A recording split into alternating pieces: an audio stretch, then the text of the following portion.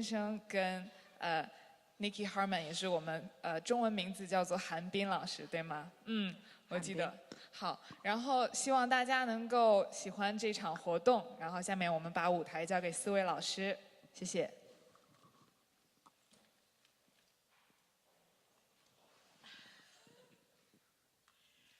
Well, maybe if we start by introducing ourselves, and then we can ask each other some questions. Well, I think the authors should start. The story starts with you, so maybe you should start with the introduction. It's a little bit interesting to start with you. Okay. 所以我应该说普通话还是说英语比较好？Should I speak in Mandarin or should I speak in English? Well, 我用普通话说，我的普通话说的不太好，因为我是香港人，香港人的口音很奇怪，我也知道，我希望大家听得懂。我是秦浩哲，是一个写推理小说 mystery novel 的writer 的作家。我的作品比较有名的作品是1367，是一部以香港为背景的警察的小说。这一部作品它翻译了有12个国家买了这个版权，现在应该有6个国家已经出版了。其中英文的有英国、美国、加拿大，他们都是英文版嘛。英文版的就是Jeremy， 他替我翻译的，所以今天我们才坐在这里了。就大概是这样子。下一位。韩东老师。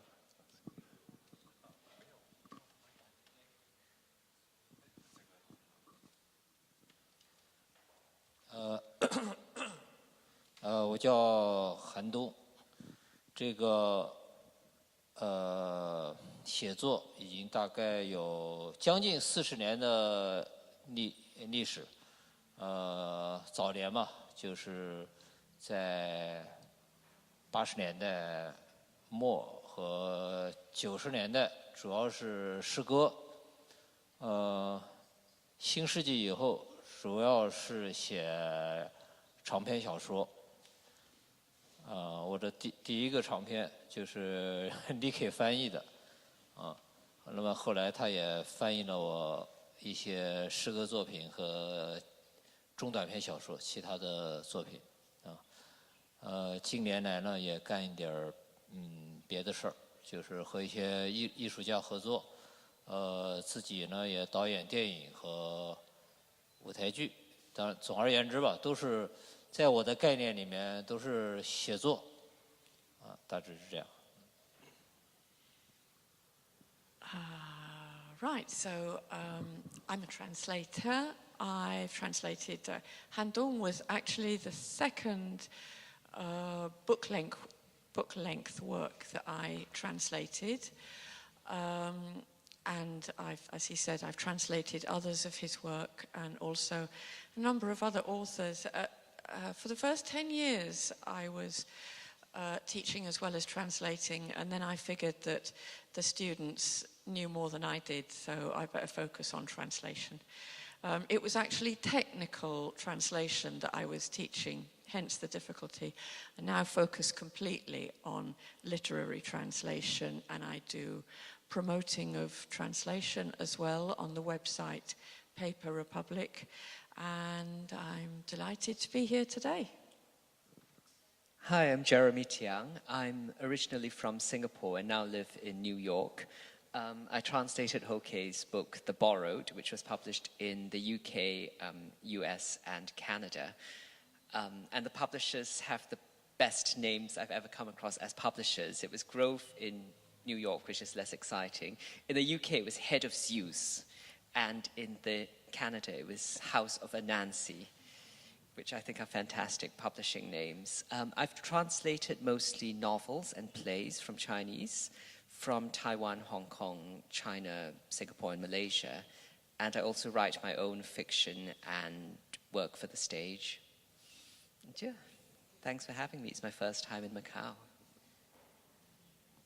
We don't have a moderator, so we're just going to roll with this. Roll with the first question. So Nicky and I thought we would start by first talking to the writers we'd worked with before having a more general conversation. So Ho Kei, you've experienced a great deal of translation, not just into English, but many languages. And in fact, you've just returned from a trip to Japan to promote your Japanese translation. Could you talk about the experience of having your work move into so many different countries and languages and cultures, and what that feels like? 我这一点因为跟 Jeremy 我就说英文比较好了。Actually, I feel it's pretty amazing. Yeah, I have never thought that I will have my book translated in so many languages. And actually, before the work 一三六七 in English is the borrowed. I already had a book called The Man Who Sold the World, was translated into Japanese and Italian and Thai. But this time is a little bit different because the previous book is actually a contest, a writing contest. So I say that I put it. The prize would have the book translated in different language, but this time, this one is sold by the agency. And although there are so many languages, I actually didn't understand most of it. But of course, I can read English. So after Jeremy translated the work, and I responsible for proofreading, and reading the text is really has a weird feeling. It's very strange because it's like I'm reading a novel from the West, but it is the story I wrote. I know every detail, but it doesn't feel the same before. So this is pretty amazing. But the others, like the Korean version, actually, I just signed the contract and give it to the publishers. And 1 year later, the book came out, and I didn't involve in anything. So, well, just to add to that, I was recently at an event where we were talking about Nicky's translation of Yan Geling, and Yan Geling said when she was reading Nicky's translation of her own book, she found herself crying and going, "Wow, 写得非常棒." Is that something you've experienced? Like, you almost experience it as a different book written by someone else when you look at the translation? Yes. Actually, I'm reading your text. I feel that, oh wow, this author is really great. Yeah, but it's not because of the story itself. I think it is the how the sentence and the words put together, and most I think what is most amazing is that your words, your sentence that create a different flavors to it, but yet it still remain the same story or the same plot, and doesn't add anything new in it. It is the origin. It is original. It's still like the original one that I wrote, but the feeling is very different. So Han Dong, you've been translated into lots of languages. How does that feel, given the fact that with most of them, you can't actually check how the translation has gone? How do you feel about being translated? How important is it? Do you ask your friends to read the translations and give you their opinion on whether they really conveyed your story? What does it feel like?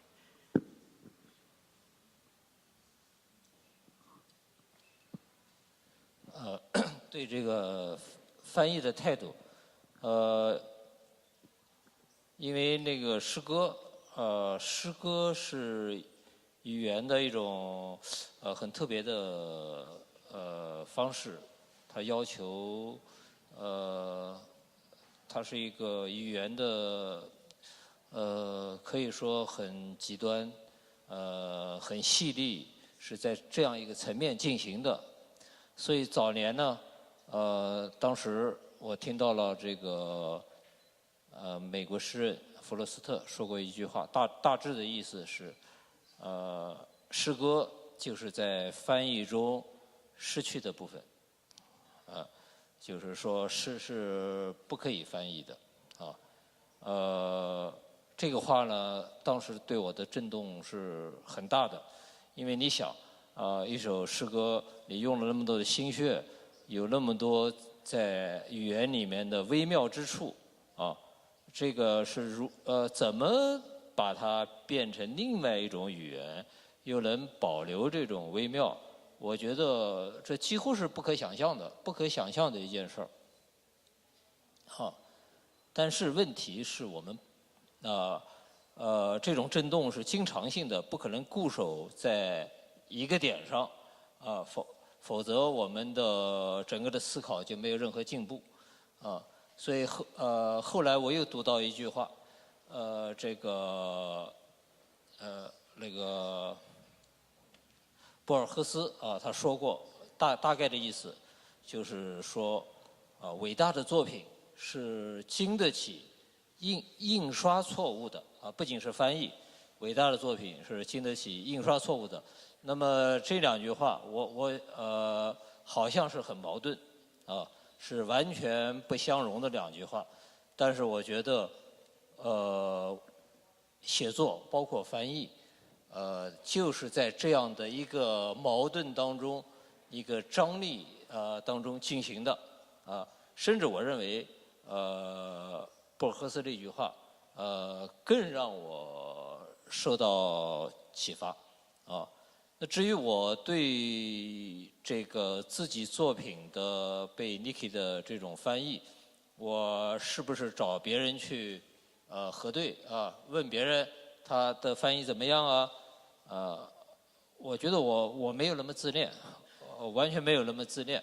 这个我一直跟 Nicky 说的那句话就是说，我希望经过你的翻译，就是在英语里面，或者我对其他的翻译者也是其实这么说，在你的语言里如果成立，我觉得它就是成立的，这不仅这不是一个客气话，因为我相信这个从哲学的层面上讲，我们的一切的语言，一切的创作，它都是一种翻译，这没什么好自恋的。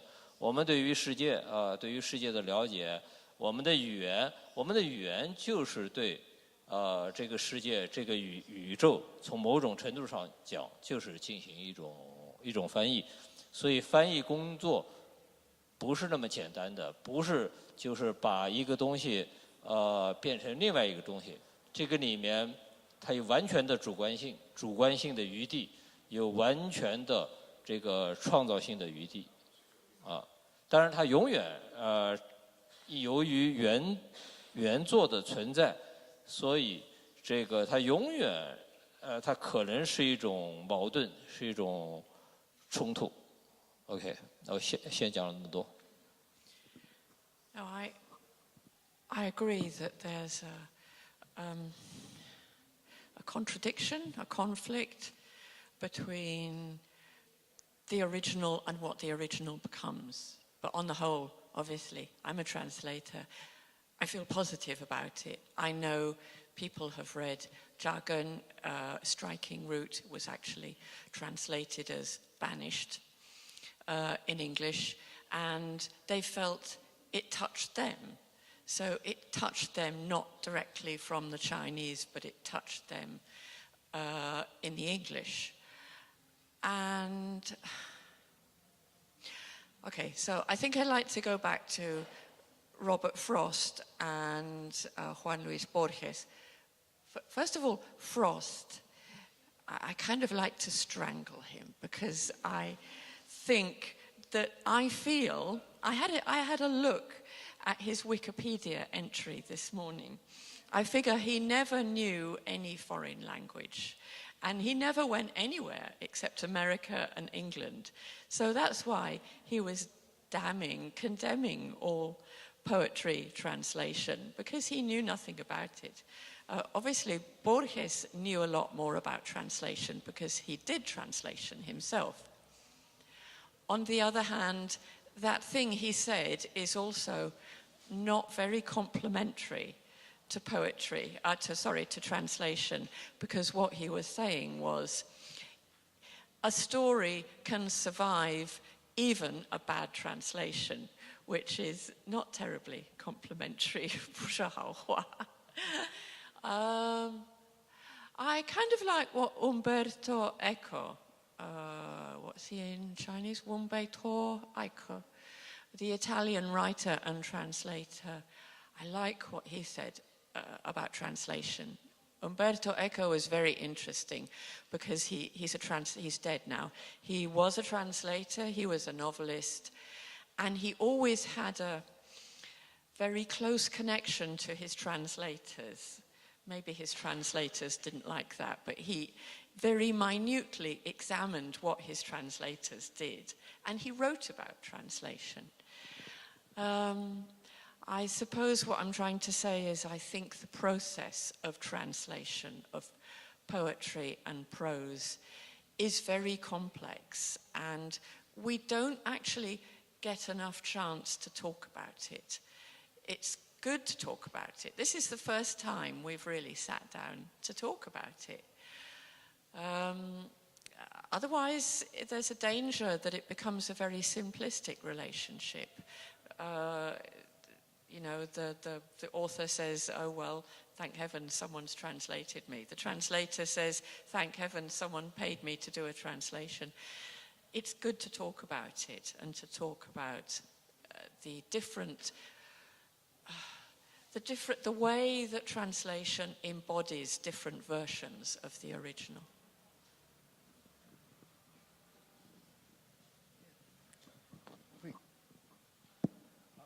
Hi, I'd like to say something. Of course, we didn't put anyone else on stage to moderate because it would look like a crowd, but we very much would like also to listen to the translators, and also you are writers, but in this panel more as translators, about your line of work, and specifically Jeremy and Nicky, in this case on how you relate to Ho Kei and Han Dong. What's the professional relation you have with them? How's the process? How does it go when you are translating their works? And also on a more general sense, how do you choose the writers that you translate and the works that you translate? How do you come across a new piece of writing and you decide, I want to translate Dorothy Tse, or I want to translate this writer, that writer?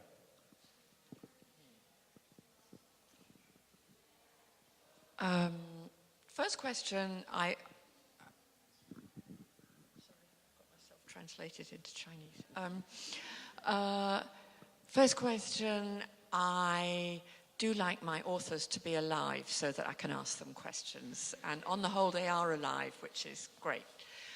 Han Dong, for instance, I know he'll always be there at the end of an email or at the end of a WeChat. And that means a lot to me. I try not to ask too many questions because, after all, I should do my homework, I should do my research first. But and that, I think, I have never come across an unhelpful author, so I guess I've been really lucky. How stories come to me, it's actually, in an ideal world, publishers who come to me. I have a lot of favorite books that I cannot find publishers for, so I'm obviously not very good at finding publishers.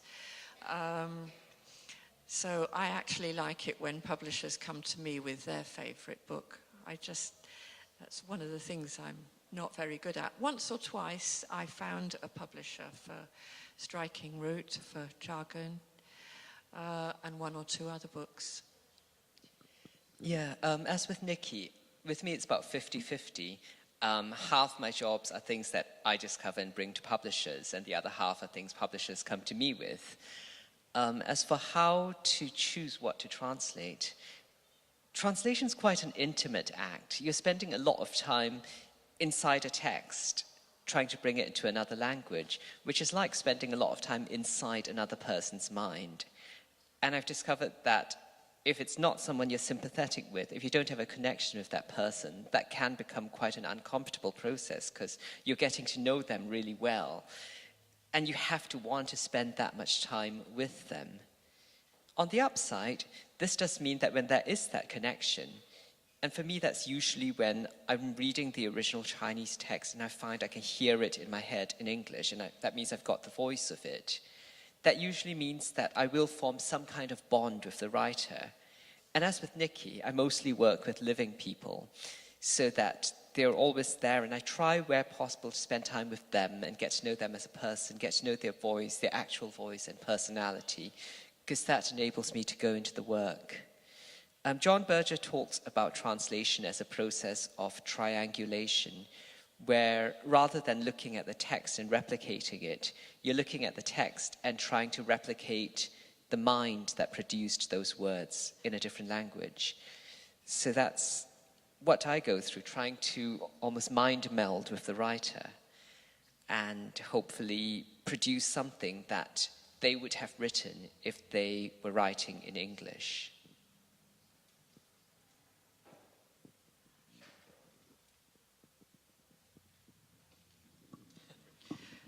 May I raise the questions? I want to know how the translator think when someone said that there is something lost in translations. Because actually I just go to Japan, right? And there is a interesting little episode.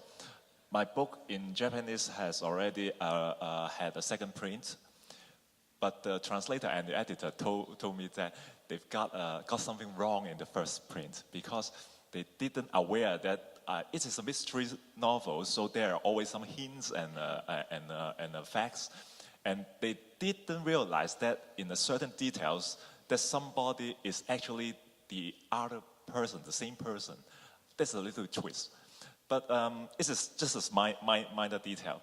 It's actually the artist mystery writers in Japan. They read the first print and they found out, well, this must be something wrong. So they told the editor, and the editor asked the translator, and they all put together and figured they didn't ask me for it. But at the end, they found out, oh, well, there's a mistake. And they do it right in the second print. I think it is very interesting in translation. What do you think about it? I think the phrase lost in translation gets bandied about a lot, but maybe we don't think enough about what is found in translation.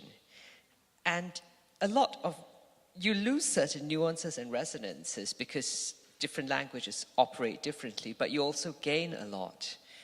And there have definitely been moments when I've realized that I can do something better in English than Chinese is capable of, where you can find a joke that actually works better in English, or because English has more differentiation of tenses, you can make the timelines clearer. There are things that you get in exchange for the things you lose, and I think that's a wonderful thing about languages, that it's not a one-way street. It's not that a translation is somehow inferior to the original. It's just different. It's like transposing a piece of music for a different instrument. You gain some things, you lose others. And I think that's the best way to think of it, rather than as second best. It's a creative work in itself. I wanted to take this up actually with Han Dong, because I know you have ideas about why certain Chinese writers are quite popular in the West. And you felt that maybe that's because they've been translated rather well, because your opinion is that they weren't very good in the original Chinese. Do you want to say something about that?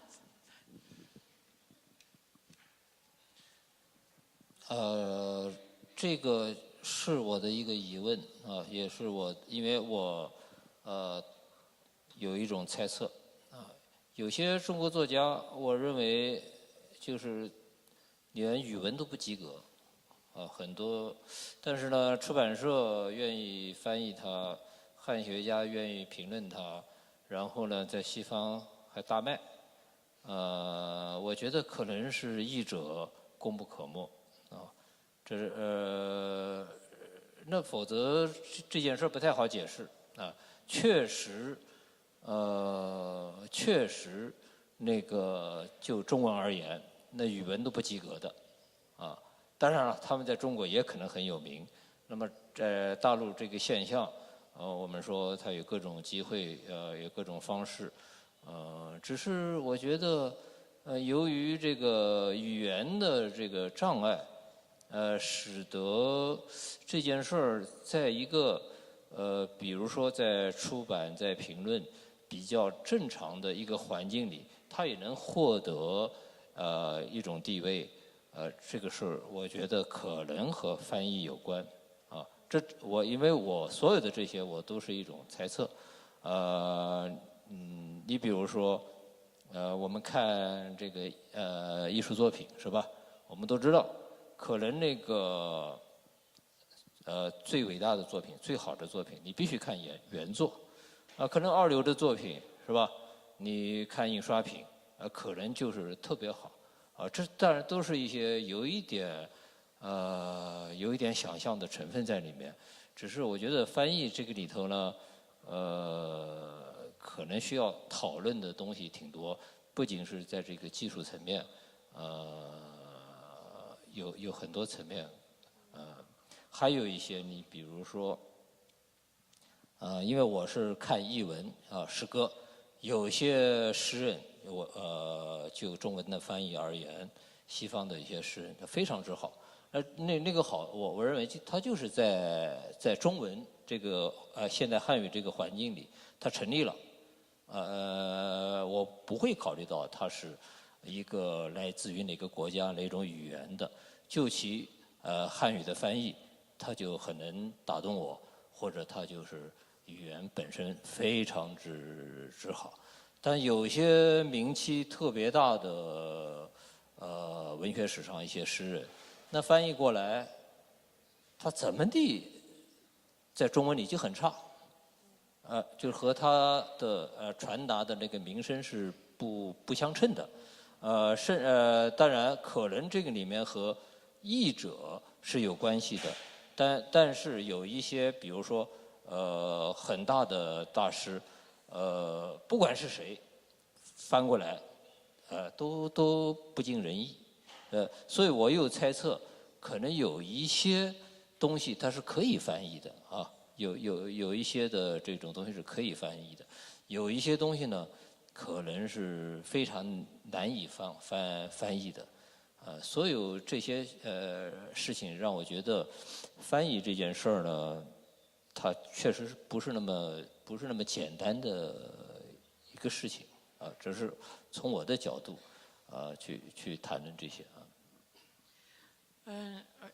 Obviously, the translation process is hugely complicated, and it obviously doesn't stop when the translation is completed. The reason I say that is that I think which Chinese authors get translated and how they are received in English-speaking countries, let's say in Britain, is fairly random. It's a lot to do with which book was pushed hardest to which publisher. The publisher, after all, doesn't know what they're going to get until the book has been translated, by which time they've paid for it. So they're going to make a very big effort to market it. And I think that the market has a big effect on how foreign language authors are received in translation. I think that's a fairly cynical thing that I've said, but I think it's true. So I think some not very good novels can be quite well received in the West. Just because they've been translated well, okay, so I agree a translation can slightly improve the original. And if they've been well marketed, then more people will read them and people pick up the books that their friends have read and so on. I know that's a horribly cynical thing to say. I don't know anything about how it works the other way around from English into Chinese, but... But Nicky, I just want to point out that we are never viewing any work of art in an unmediated way. And this isn't just with translation. In any published book, you're seeing something that's been edited and been positioned in a certain way. The author is being sold as a certain image. The book tells you by its cover and by its blurb how you are meant to read it. And it's been through a process of editing. You're not just seeing the unfiltered words of the writer. With translation, there's an additional layer of intervention, but that's just one of many in any process. And yes, that might affect the reception in another culture. How could it not? But equally, you could say that many people who are thought of as great actors, whilst talented, have also been lucky enough to encounter the right directors and cinematographers and writers who know how to show them off to their best advantage. So it's not so much about being translated well or badly, as of finding the right translator, the right resonance, the one who knows how to show this writer off to best advantage. And there's also the issue of certain modes of writing just working better in certain societies. The way David Hasselhoff is inexplicably most famous in Germany. And there's sometimes no rhyme or reason for it. Perhaps you write in Chinese and yet your ideal reader is Italian, in which case I think we just have to be grateful that translation exists so that writers can find their readers even in different cultures and languages. I would like to listen to Han Dong and Nicky about translating poetry and poetry being translated in the case of Han Dong. In many European countries, including my country, Portugal, usually both writers and translators are slightly pessimistic about the possibility of really getting a poem translated into another language. So for you, Nicky, how is that process of decoding Chinese characters and putting them into English, and how different it is from translating prose? And for Han Dong, of course, even if he's not so fluent in English, how does he see, I mean, is poetry migrating into other languages? He said something about it, about wanting that his poetry stands in English through your translations, but how does he see it in a more even philosophical way, if it can work, if he believes it can work, the poem can work in another language? I translate very little poetry, actually, only Han Dong's poetry. That it's just kind of happened like that. I feel like when I translate poetry, Han Dong's poetry, it comes from here. I don't reason, I don't think into, I try not to think, I try to do it by feel. And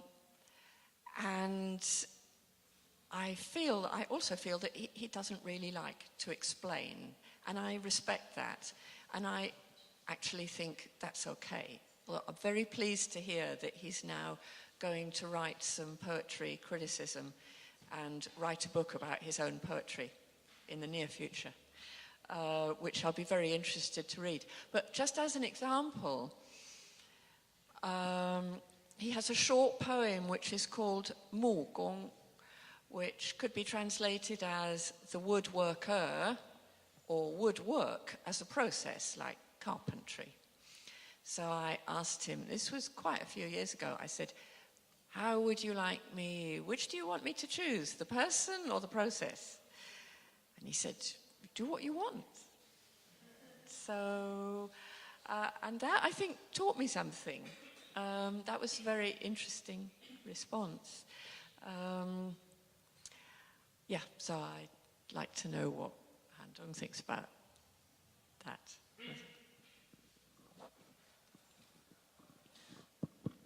这个其实还是一个写作的一个根本的问题。我的写作肯定不是一种排斥读者的写作，只要自己写只要自己可写的就行了，不考虑阅读，就是读与写是一种互动。当然，显然我也不是那种为了读者去写作的这样一个目的。那么实际上我以前也说过，我最根本的一种对读者的一种想象，这种想象呢是我不希望我的当然我是尽自己的努力，我要写最好的书，这个 OK 没有问题。那么我对读者的这种想象是绝对不是一个在一个什么图书馆，在一个很权威的书架上，然后看到一个烫金的能够获得很大的影响力，这不是我写作的一个想象。我对读者的想象就是有这么一个人在若干年以后他非常偶然的，他可能翻阅到我的一本书，然后呢，他不知不觉的就读了一个下午，这个是我对一个读者的一个想象所以综合来讲，就是说我绝对不排斥读者而且我特别重视这个阅读，但是这种阅读可能是一个1对1的关系可能是这个心灵和心灵的关系。写作的目的可能就是要找到和你能引起共鸣的这样的一个关系。所以刚才比如说我们谈了一些事情，其实我并不是太关心就是延伸出去的，包括出版，包括销量，包括这个可能不是太关心，但这不意味着我不重视读者。那么翻译这个概念也是这样这个像 Nicky 最开始他翻译我的作品他是读到了汉语的这个扎根然后他很喜欢很喜欢。我不知道他是通过什么途径来找到我的。还有我像一个法文的一个译者他也是读到了我，然后他很喜欢就是这种东西我就特别让我觉得有意思感动，也好像是我写作的目的的一部分这个所以那么具体它是不是这个传达是太微妙了。他翻译了，所以我交给他一切自由，因为我觉得他读懂了我，他对我有一种共鸣，然后经过他的这种翻译，可能会传达到另外一个语言的另外的一个人，这个人数量不要太多只要有这么1、2个是真的能够感觉到那么一点，我觉得就足以I've got a similar question for Ho Kei, which is that you write in a lot of genres, including detective fiction, science fiction, young adult. But these types of genre writing often have their own conventions, and these conventions differ from country to country.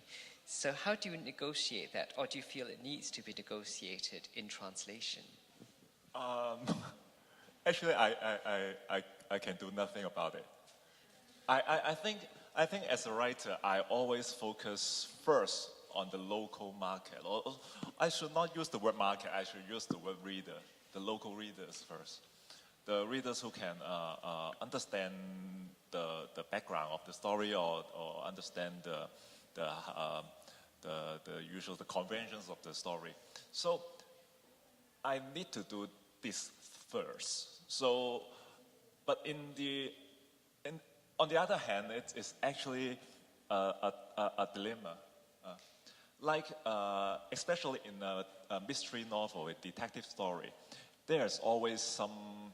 If you read some puzzle-based detective novel, there are always some crazy lunatic murderer or criminal like to use the word riddles to challenge the detective or challenge the police. The word riddles are always in the language of the writers.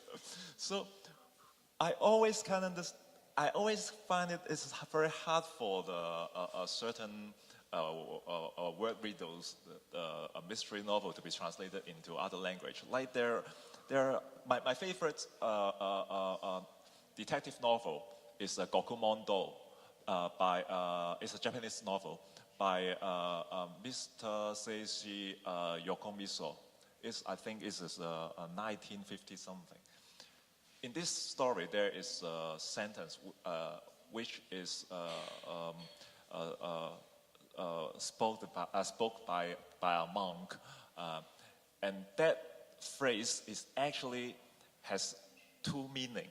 It has the same pronunciation in Japanese, but actually there is two meanings, and this is the greatest hint to telling that the truth of the murder, of the case of the murder. So how does the Chinese translator? They just put the first meaning as the script, and at the end, when the truth came out, it make was a remark said that actually this has double meaning. Right? So we can understand it. There is a barrier, but the writers, if Mr. Yokomiso think his work will be translated and leave this word riddles, this pun, leave it, and then the story would not be so great, I think. Yeah. What do you think about it?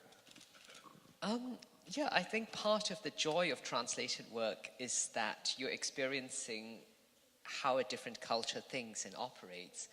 And if it challenges the conventions of your own, if it makes you realize that the things you've unconsciously thought were normal actually only apply to your own culture, then that's all to the good. So the idea of a detective novel operating very differently, I think shows that a genre can transcend the boundaries that we've imposed on it in our culture. So that's something to be cherished. That's something to be appreciated. And it's not just in the literary conventions, but also the implications for the wider society. I'm currently translating a Chinese thriller called 死亡通知书, in which the police are tracking down a serial killer, but the way in which the police operate, I think, would feel unfamiliar or even alarming to Western readers, because there's a very different tolerance for the police operating on their own terms, or, well, let's just say the willingness to put civilians at risk, that are different to the way other countries might have come to think of as normal. And so in this way, although it's a thriller that's story-driven and fairly disposable, it also shows us that the norms in a different country aren't what we're used to. And so the story has developed differently.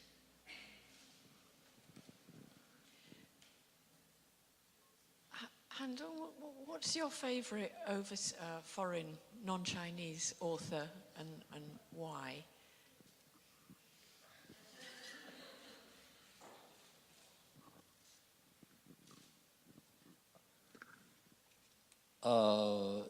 这个每一个时间段肯定都不一样，这个因为我觉得这个每一个伟大的作家，可能他都是一个宇宙。这个宇宙呢，它是你只要掉进去，你觉得它是特别圆满，不自洽的这样一个感觉。你比如说，我年轻时候，比如说我读这个海明威我读海明威，我觉得哎呀，这写的太好了，就是非常满足，就很沉迷，在那个氛围里面，如果你看别人的小说，你就觉得那不是小说呀，那不是短篇，就会有这样一个感觉。那这逐渐呢，你从这个宇宙里你跳出来了，可能又有几年，我比如说特别喜欢卡夫卡啊，卡夫卡，我觉得哎呀，这样写才是小说，和他不一样的，完全就不是了啊。这种感觉就是能够穿梭于不同的这种宇宙，我觉得这是一个基本的能力吧。所以每个时间都不一样。但是如果你今天问我的话，可能我最喜欢的，比较慎重的回答你，就是可能是契诃夫。契诃夫我觉得写得太好了。这个他很适中，他很适中。这个他几乎他不太关心写作的形式或者诸如此类技术方面的问题，但是所有的这些问题在他那个地方都有非常好的解决。他并不关心这个问题，他这些问题都有很好的解决，而且他这个人度过这种写作生涯他的整个的态度，总而言之，我觉得特别喜欢，特别欣赏。This is just a little aside that Han Dong has recommended to me quite a few of his favourite authors at different times. I really couldn't get on with Raymond Carver, but Chekhov, I started to read the book that he was reading, only I was reading it in English translation, a wonderful account of Chekhov's trip to Sakhalin Island, which was then a prison island. Yeah, I totally agree with you. So thanks for the recommendation. We have a few more minutes. Maybe we can open the floor to some other questions. Anyone has questions? I have questions for Han Dong, Mr. Han Dong. Can I speak in Chinese? Yeah, okay. 就是刚才你说。刚才Jeremy 有提过说，在中文翻译成英文的时候，可能或者说翻译的时候，有些情节会因为，比如说西方读者不习惯那些，比如警察的，就是侦探小说不习惯，警察那些处理追踪一些罪犯的那些方法，可能就会有一些修改的情节的情况。那您刚才说过，你年轻的时候读过一些书，那很喜欢那些情节，有没有想过，其实某些情节也是经过修改了以后，是符合中国的读者的那个习惯，然后你会感觉这样那么好看呢？就有没有想过经过这一层的处理？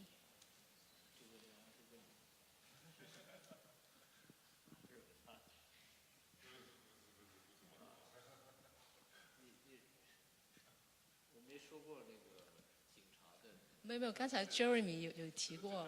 他说过了解这个情况，所以这个译者就会把它改变了一些东西，就是把一些本地的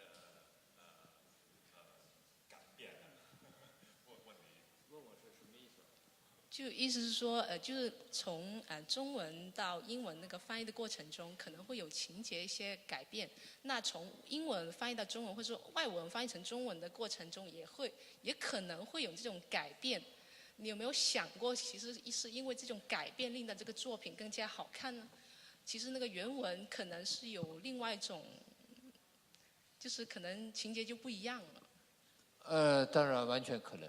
我觉得完全可能，由于有些东西是不接轨的，不接轨就是很难翻的。你比如说那个我那个电影就是那个在码头它也有翻译，当时那个托里给我们翻译。像我们这个电影里有联防有联防，有警察，有这个保安。这个系统它就是完全搞混掉了，他不知道这个没有对应的关系，所以在这个问题上，我们跟他纠缠呢，就是告诉他整个中国的这个什么叫联防，这个什么是警察，什么是保安，这是不一样的系统，这之间是一个什么样的关系？那他就是当时我感觉到他已经陷入了一种绝望，他不知道这个是一个什么概念，后来终于明白了，当时他怎么翻的我不知道，他自己认为他明白了，所以这种翻译，很可能会出现这一类的问题，但是我想就是因为在拍这个电影时，我对这一点呢也挺烦的，就是说这些系统的纠结，如果能够简明一些、简单一些，那肯定是就是大家的观众的注意力不集中在这件事情上，因为那集中在这件事情上，也不是我的本意，能够简单简明一点，当然更好。谢谢。Any other question? We have time for one more question, if anyone has one.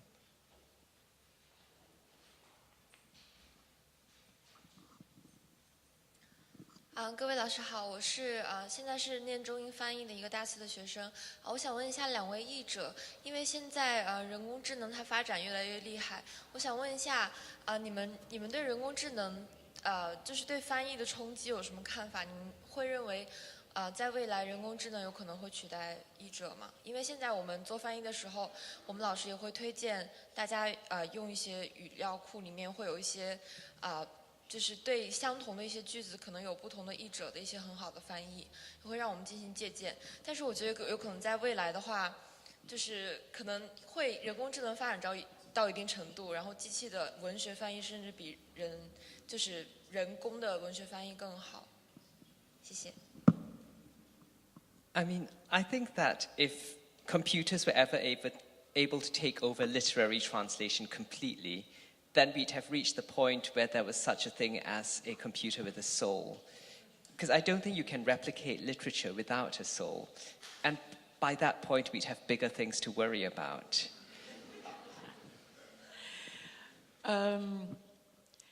If I can loosely interpret artificial intelligence as kinds of machine translation, which I know it isn't exactly, but that was what I was teaching at Imperial College before I gave up. As far as literary translation goes, it's fairly irrelevant unless I want a bit of amusement as an alternative to going to make myself a cup of coffee.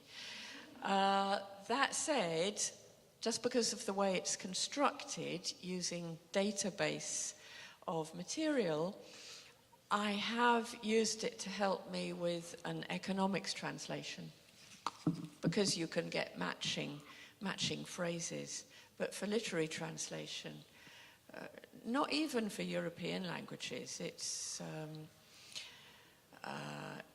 an irrelevance. I would like to construct my own database of terminology using digital methods, but I never get around to doing it, so it would take too long. So, yeah. And translation isn't just of language, but also of cultures. And we're still at a point where cultures often have impermeable borders that are very difficult to get across. So the phrase 绝望 came up earlier, and I think that exactly captures the condition of the translator, because there is a sort of despair that you will never explain this. You will never fully explain what this means because it's so particular to the culture, no matter how linguistically gifted you are. And that's the bridge I think artificial intelligence will never cross, and why we will always need humans. All right, thank you very much. We have to finish. Right after, we will have another session with Duncan Clark speaking about his book on Jack Ma, the founder of Alibaba. Before that, I would like to ask for a round of applause to our guests, also to our interpreters.